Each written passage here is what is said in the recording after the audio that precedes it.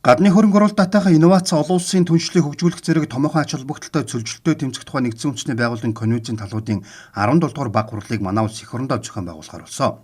Хурлын бэлтгэл ажлыг хангах зохион байгуулах үндэсний хорооны ээлжид хуралд ерөнхий сайд биечлэн оролцлоо. Төсөв санхүү нь эхнээсээ олон нийтэд нээлттэй ил тод байх ёстойг санууллаа. Манай улсын ирэх 8 дугаар сарын 17-ноос 28-ны хооронд нэгдсэн үндэсний байгууллагын гишүүн улс орнууд, харьяа байгууллагууд, Дэлхийн банк, Азийн хөгжлийн банк зэрэг томоохон хөрөнгө оруулагчдыг хүлээн авна. Ойролцоогоор 8,000-аас 10,000 орчим төлөөлөгч хүрэлцэн ирэх тооцоол гаргасан. Хэдэн 10-20 жилийн нэг буу хардлага сэтлэг болох үе. Тэгээ өнгөрсөн хугацааны энэ үндэсний хорон дээр гарсан санхүүжилт өнгөрсөн хугацаанд төсөвт тавигдсан байсан ажлын санхүүжилт ямар төвшөнд байна вэ гэдгийг сандаг очир сайд бол нэгтгэн дүгнээд нэг шугам татчихад ажил орох хэрэгтэй. Өнгөрсөн хугацаанд юу болов? Тэгээ тэрийг тайлагнах хэрэгтэй. Ийм зардал гарчаад байна. Ийм зардал дутчаад байна. Дээрээс нь хувийн хөвшил олон улсын байгууллагуудаас санхүүжилт татах ажил өнгөрсөн хугацаанд хийгдсэн гэдэг. Энэ нэг суугаар явна шүү. Одоо сүүлдээ ингээд нэг салбарын яам болгон нэг агентлагийн дарга нар бүх шатанд нэг юм гадаад дотоод очиж COP17 санхүүжилт төсөж чинь гэж явдаг боллоо. Одоо ийм юм байхгүй шүү. Боломдж байгаа асуудлуудаа нэгтгээд манай салбарын сайд нар, агентлагийн дарга нар, бэлтгэл ажлыг хангахтаа оролцож байгаа одоо хотын дарга удирдлагууд бол энэ албан даалгаварт гол саналуудаа тусгахыг хүсэж байна. Тэгэхээр энэ 3 дахь өдрийн засгийн газрын хурлаар байгаль орчны сайд нөхцөл байдлаа нэг яриад тэгээ бид бол албан даалгавар гаргаад албан даалгаврын хэрэгжилтэнд онцгой анхаарал ажиллая. COP17 баг хуралдаа оролцох зочдоо нисэх онгоцны буудлаас ухтан авахаас эхлээд байрлах зочид буудал үзүр үйлчлэгээ зэргийг хөндрөлж хэрэгдлэгүй стандарт нийцүүлэхэд үндэсний хороо анхаарч ажиллаж байна. Хурлын бэлтгэл ажил 60 орчим хувьтай үргэлжилж байна.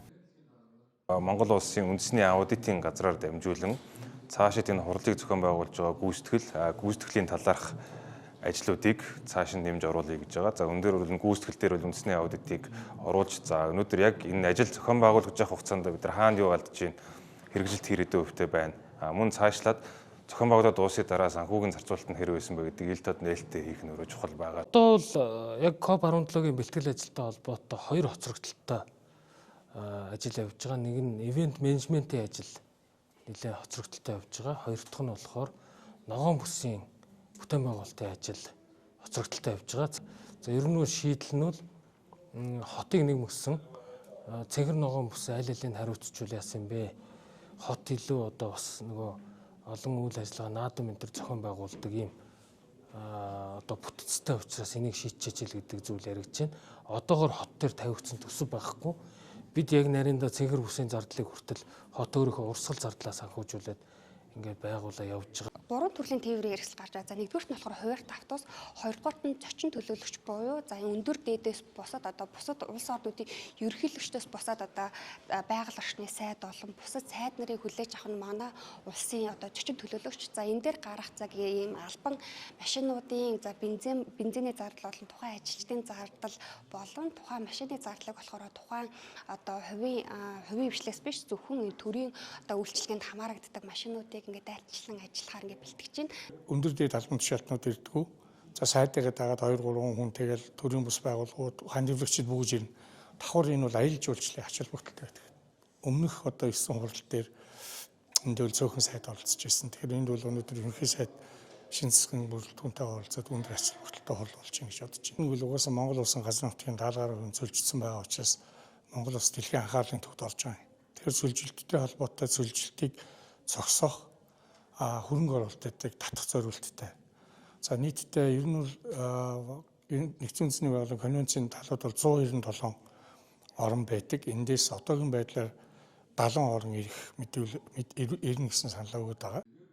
Манай улсын тулгамдж байгаа газрын дороотлол цөлжилт уур амьсгалын өөрчлөлтийн асуудлыг дэлхийн түвшинд гаргаж тавих бодит шийдэл чиглэсэн хамтын ажиллагааг гүнзгийрүүлэх чухал боломж бол COP17 баг хурал юм.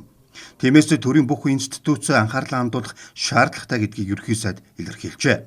Энэ 5 гарагт засгийн газрын хуралдаанаараа албан даалгавар гаргаж хурлын бэлтгэл ажлын тулгамдж буй асуудлуудыг цаг тухай бүрт нь шийдвэрлэхээр болжээ.